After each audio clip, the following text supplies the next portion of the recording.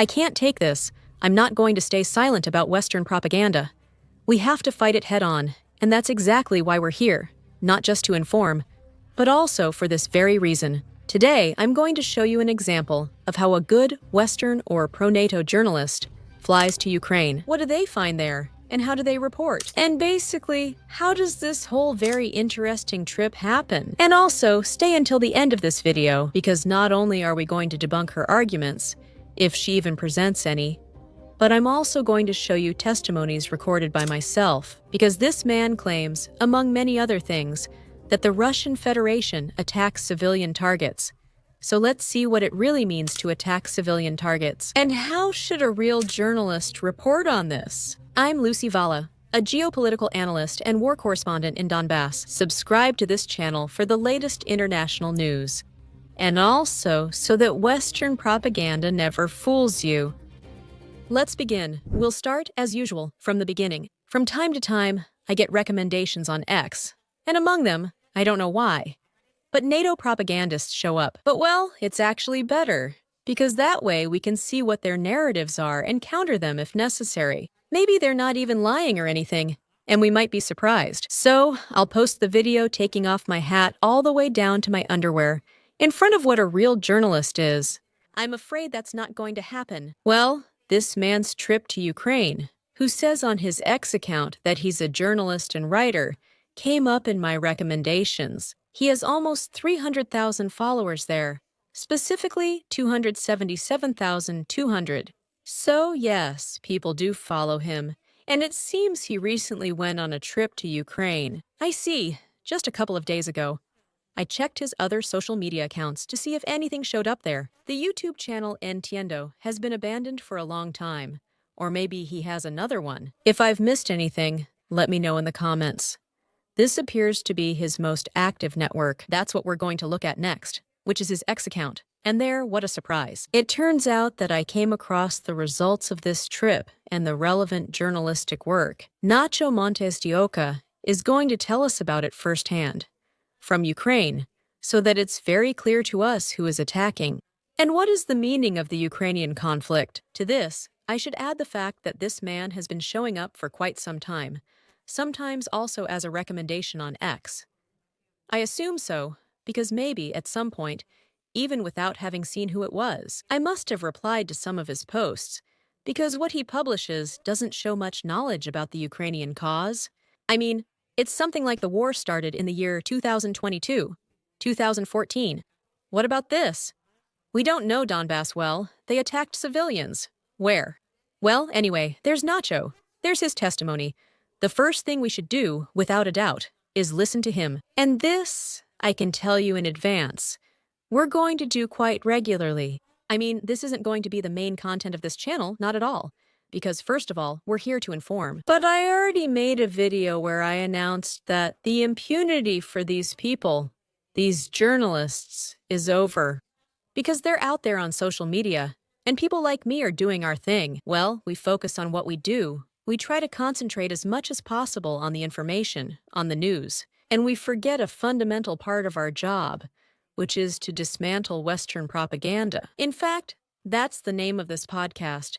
And that's also how these videos used to start some time ago. So, in honor of that time, or in the best traditions of 2023, we're more or less here to debunk Western propaganda, the Western one. Western media lie, distort, and manipulate, or at best, hide the most relevant information. So here we are, one more day, with this new episode of Debunking Western Propaganda. Now let's get to the actual propaganda, or is it not propaganda? We'll see in a moment. Ah, damn. I was thinking this was a video, but It turns out the guy didn't even bother. to record absolutely anything, I mean, Literally, he shows up with a worried face. saying that, well, he's starting his first night in Lvov. Let me make it clear that at no point am I laughing about the attacks being carried out against Ukraine, because sometimes, indeed, there are collateral damages. Many cases stem from Ukrainian air defense, which is key. Ukraine sets up military targets within the cities, among others, for example, air defense systems, which should be on the outskirts. Well, it happens. They make civilian targets into military ones. Then people like Nacho record the attacks as purely civilian. But, I repeat, I thought that at least a few videos of a few seconds had been recorded, but Pavo didn't bother and immediately posts the second message. All of Ukraine is on alert. And that's what Ukrainians have been living with since 2022, no matter where they live.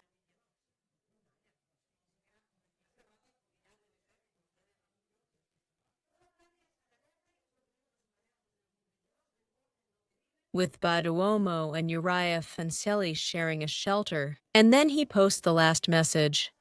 End of the alert. Time to try to get some sleep. I mean, If this is journalism, no way, may God see it. But it looks like he decided to record videos. Once the night passes, and he sleeps peacefully, this continues until November 16th. Field journalism, well, he probably doesn't know much about it, but maybe he'll still surprise us with some report. What will he come up with next? Which, however, by no means makes it any less reprehensible. From the start, he used manipulations and even outright lies in his publications. I mean, the Ukrainian population hasn't been experiencing it entirely since 2022, and the attacks at first really weren't that massive. I mean, the idiosyncrasy of the conflict. I think it basically comes down to the terrible Putin attacking Ukraine. But anyway, let's listen to the video. it's 9 seconds long. What a disappointment. Nacho, come on, work a little at least. Finally in Kerch. I think this man walked all the way here because from the 14. there was no connection from November 14th until November 16th. That in Ukraine there is coverage in the vast majority of places. I mean, there can definitely be areas where it doesn't work, mostly because of electronic warfare, but regular Wi-Fi usually does work. In the Place. Where you have to be. Now, Free and independent journalism, which the second part almost... yes, I don't even know if I should thank you for it or not. Don't. worry. There's still more content. Because honestly, I was expecting this to be a bit more varied. But anyway, Nacho, let's see if he puts in some effort at some point and tells us something, even if it's just a bit more than a few words, honestly. From a shelter I was often criticized for. No, it's just that you're recording the video, but my videos, and right away, we're going to move on to this part. Practically all of them could be heard. You could hear explosions. I don't even know where. When trying. Damn.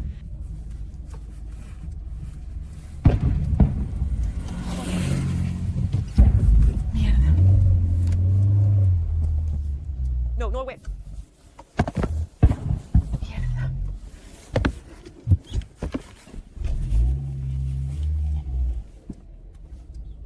Damn.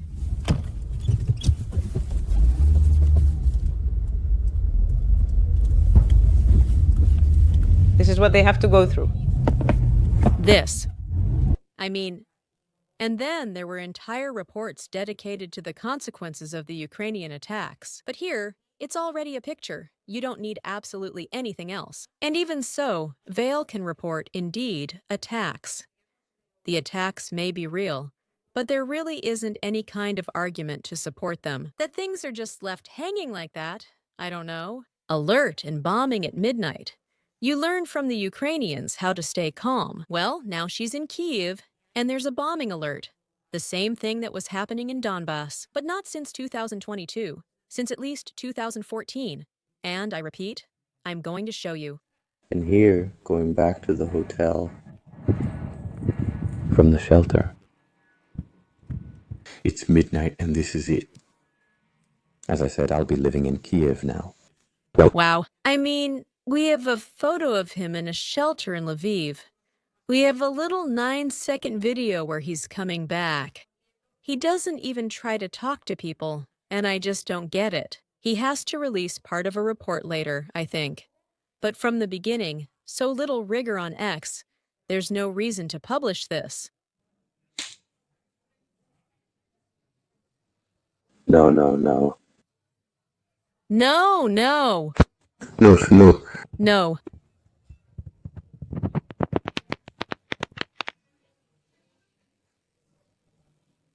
Night. On alert. This is Tallinn, Ukraine. Anyway, Man, for now, what being in Ukraine means for him is going from shelter to shelter, but without any final explanation or anything even remotely conclusive. Here's a slightly longer video. Let's try to watch it and see if we can understand a bit more from there. This looks promising since we have about 48 seconds. the alert is over. Once again, I'm back already dressed, because they say the night could be long, and there's nothing brave about what I do, because in a few days I'll be home. And the Ukrainians, who are the ones who truly have a lot of courage, keep living like this every day, having to look for shelter because missiles and drones can fall anywhere. And even so, they are very, very, very far from wanting to surrender. There's a lot of bravery in that. I'm just telling you, that's what it's like to live here. Good evening. I hope I don't have to say again that I'm at the shelter. Uncle, I honestly don't understand. Now, more than angry because of the initial messages, I'm almost confused by this. I mean, this isn't just lacking journalistic rigor anymore. It doesn't even have the slightest respect for the Ukrainians themselves, who, in many places, are indeed living through a real hell, and we're leaving, much to my regret. I wish this war would finally end for good, and it's the Kiev regime itself that can put an end to it. But this man saying that there's nothing brave about what he's doing, well, going from shelter to shelter, you really do have to take cover. But in what he's done so far in the media, it's not just unbrave, it's unprofessional too. Another video from a shelter. This one longer, also 30 seconds. Let's see if there's anything conclusive, and from there, let's see if we can draw any conclusions. I mean, so far, Western propaganda has been very disappointing to me. These people like to work even less than I do, I swear.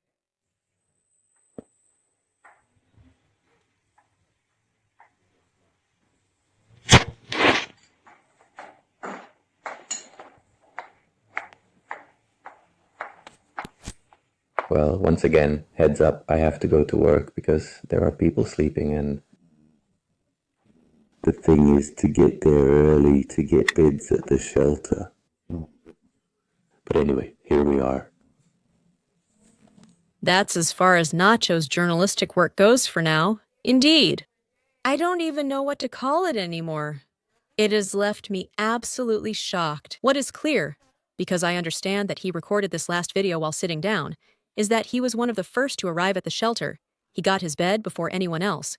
Because while he was recording, it didn't seem like there were many people there. Look, to me this seems like a tremendous lack of rigor, because he hasn't offered even the slightest testimony from anyone. He recorded people from a distance. But honestly, in the posts he made, there isn't any clear explanation of what's going on either. He doesn't even say massive attack by the Russian Federation. He just puts it like that and talks from there about yet another alert. Once again, we have to go down to the shelter. I mean, I repeat, of course we're waiting. Come on, I'm more eager than ever for this amazing video, this amazing report from Nacho, where he will indeed tell us what is happening in Ukraine and how does the conflict feel for Ukrainians and for those in the Russian Federation. Well, I'm going to tell you all about it right now, and you'll see what it's really like. On one hand, when there are attacks and bombings against the civilian population. On the other hand, when a journalist tries to do their best, even if it's just a little bit. And besides some brief post on X, at least they try to explain something. Get, I don't know, a more striking testimony, something besides those videos, which, as a journalist, honestly make me feel embarrassed for others. Then supposedly this gentleman and I are doing exactly the same thing, and then supposedly this gentleman receives all kinds of thanks and honors from NATO and from the majority of the media, especially, of course, the Western ones, for the tremendous work he is doing. But anyway, I'll let you draw your own conclusions from this. And in the meantime, I'll let you draw your own conclusions from this. And in the meantime, let's go. Let's review some of the parts of the opposing work, that is, the work we do here. On one hand, there are indeed attacks. I mean, since the beginning of the special military operation, there have been attacks against civilian targets, and on the other hand, these attacks against civilian targets have actually been happening for a long time. Before 2022, before February 24th, 2022. And therefore, this perfectly explains the fact that the war was not started by the Russian Federation, but by Ukraine, attacking its own population. On one hand, we undoubtedly have one of the most significant, most symbolic, and most terrible attacks. When I arrived at the place and learned the story, because it also involved a little girl, a baby, who was in a coma at that time, I hope she managed to get out of there. A civilian building, completely destroyed by a bombing from the Kiev regime. The civilians who were around were in shock, and in fact, it was them themselves, because this was one of the neighborhoods on the outskirts of Donetsk. They told me that before February 24th, Ukraine had already planned to enter the territory of Donbass. That is, if Russia hadn't acted first, the Kiev troops would have massacred these civilians, which I repeat, were closer to what was then the line of contact. And they were extremely grateful that the Russian Federation actually arrived on time. This is the building that was recently, just 3 or 4 days ago, bombed here in the city of Donetsk. 4 victims, including a 1.5-year-old girl with a split head, now in a coma, right in front of the building. Here is the building, right in front. A school, school number 92. The case is from the side, I think, of Mikhailovka itself. About the school. Here. And his is the 27th big one there. And so, is it clear whose side this affects? Well, it's clear for us, of course. And whose? Ukrainian. It was like that for all 8 years, and anyone here can confirm it. In 2014, when it all started, just like that, 14, 15, personally, my family and I, we sat in basements, we slept dressed in the hallways on our suitcases because it was very scary. Somewhere, people... in stress. Anyway, so these all 8 years both lived in stress. For example, here's a house that was hit just 2 days ago. There was literally a 1.5-year-old child there. Behind me? There is a kindergarten. There are children there. Do you see? These things seem silly to us, right? Yeah. They've already cleaned it. But this will go there. The mess makes... It's much greater. If there were children, I can't say more.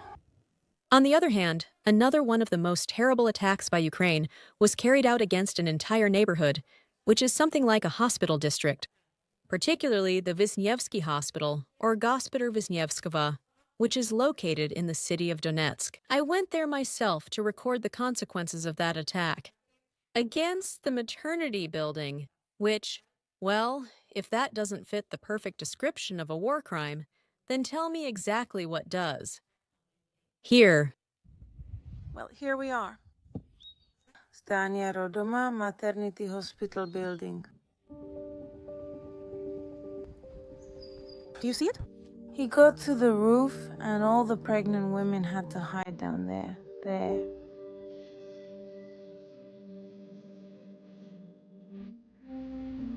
It must have been the impact. Rodoma.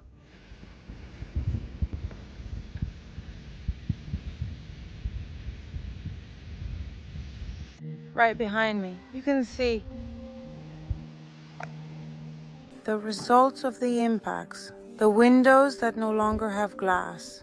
Up here, it's right there. Where it landed. Right now, it's completely closed off. This is a place that used to house pregnant women. Besides, there's absolutely no doubt about it. The fact that Ukraine turns purely civilian sites into military targets is also, in reality, no coincidence. Starting in 2022, citizens from the town of Severodonetsk told me about this, where we went specifically to see what the situation was. We talked to them, and the situation was truly devastating. In addition, they themselves gave us images from when the fighting was still taking place inside the city itself.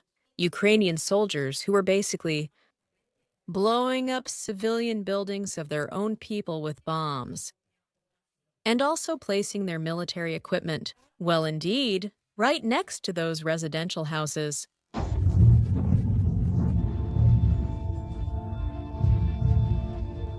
You can't, that's it, you can't.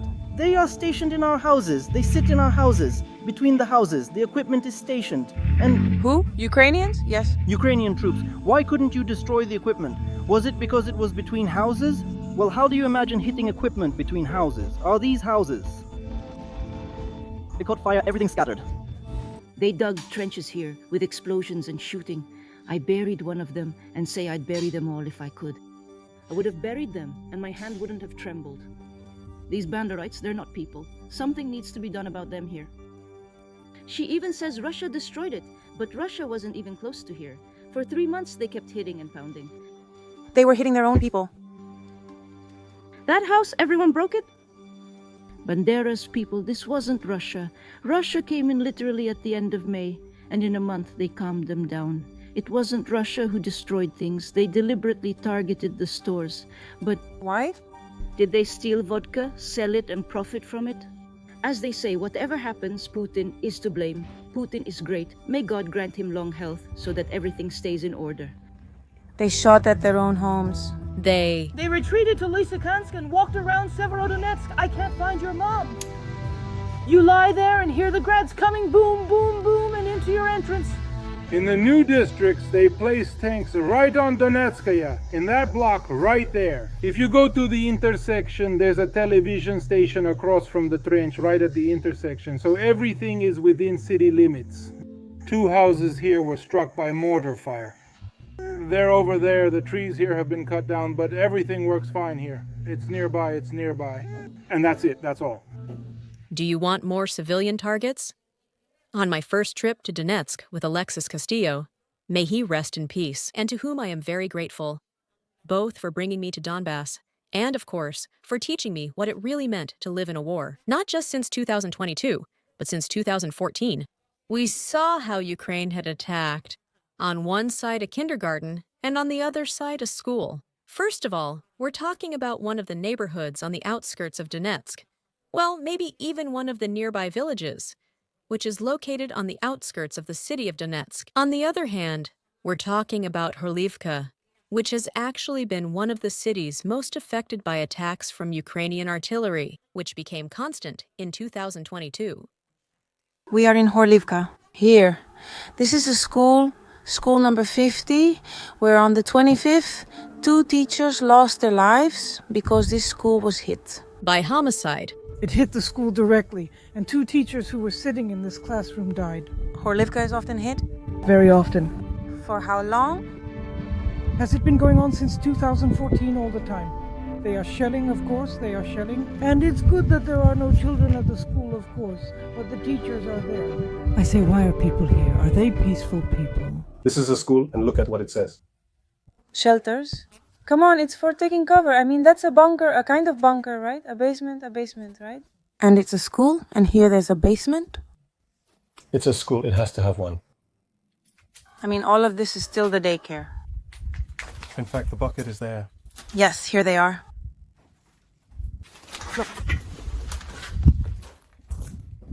Here they are. Why do these doors have holes? Is this shrapnel? Here, one hit directly. You can tell by the metal. See how they're bent from the blast wave? Ah, well, and wait. To this, of course, we must add the reports that Alexis and I did directly from the site of the attacks, on the day these attacks were happening, from Donetsk, where a Ukrainian attack had practically destroyed a house. Children, what happened there was an absolute tragedy.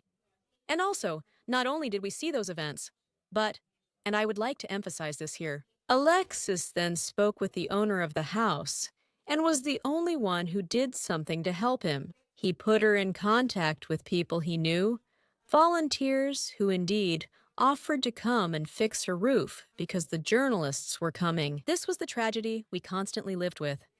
On one hand, we had to report, but on the other, our hearts ached every time we spoke with these civilians, because journalists came and went, but very few ended up offering any kind of help. And of course, I don't blame them for this, not at all. But in the end, you end up feeling like you're filming these people as if they were circus monkeys. Thank God, then Alex could help. Well, actually, as a special gesture towards him, I remember that it happened when we got in the car. One of the conversations that impacted me the most, and I recorded it. Me? Are you saying you'll organize it yourself? Of course. There aren't any people, Aunt. We'll have to be there. We'll have to do something. Those of us who are here, right? Am I freaking out? Those of us who are here for now. Don't joke like that, come on. Oh, you mean don't joke like that? He's no longer here, but his memory and heroism, of course, have stayed with us. And another of the most significant attacks against civilian targets.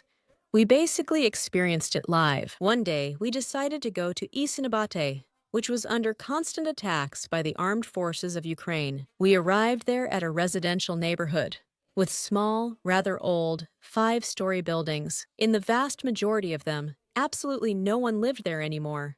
People were very afraid, so we ended up living there. Probably one of the scenes that impacted me the most from all the work I've done during this special military operation. A woman who was feeding the cats. Just look at how startled he gets and how he reacts. At the moment when these attacks began, and since they were happening right next to us, we had to run. Later, a piece of Ukrainian artillery exploded about 50 meters from us. Not in...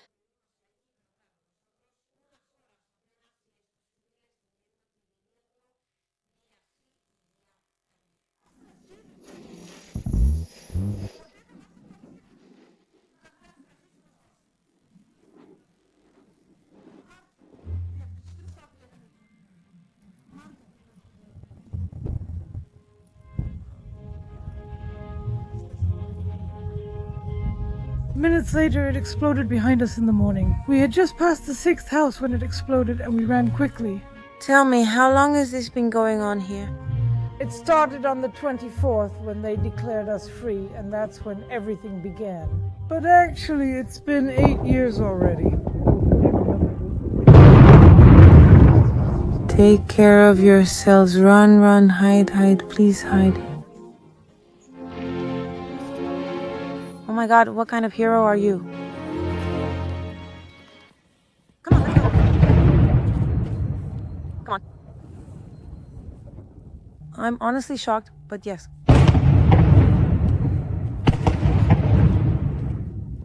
Well.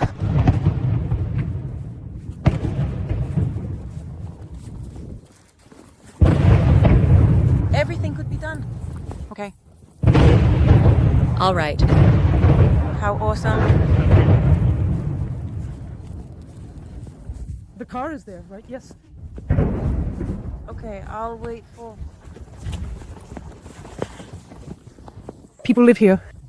I could go on like this, basically, forever. I think the images speak for themselves, and the vast majority of them are in the Donbass playlist, which is also on this channel. So if you want to know more about the reality that people live here, the reality that, in fact, is told by those very people for the most part, and not so much me as a journalist, because I think the main goal of someone who goes to the front, if you go to a town that has been harshly hit by fighting, by attacks, well, it's about trying to share the testimony of those who live there, trying to get people to empathize with them, to understand them, to somehow put themselves in their shoes. Or at least that's what I think, that's what I do, and that's what I'm going to keep doing. I'd like to take this opportunity to thank you for your support, which is more necessary now than ever. And also, of course, I think it's absolutely necessary to denounce what's happening on the other side, because it's precisely from that other side. It's from there that we're constantly being lectured in all sorts of ways about how we should do our work. And not only that, we're called Putin's propagandists. And now, with the 2 examples you have in front of you, and we're waiting for the big report that we're sure Nacho still has to release, and we'll analyze it from here. But to begin with, most of you know my work. Do you also now know the work of this gentleman? Tell me, please, which of the 2 things seems more like journalistic rigor to you? And look, here I'm talking about sides, so that this can be understood in terms of this same Western propaganda, Because in reality, the sides here, what a surprise, aren't pro-Russian and pro-Ukrainian. There's the side of truth, facts as they are, and the side of propaganda. And now it's your turn to decide which is which and who is where. Where?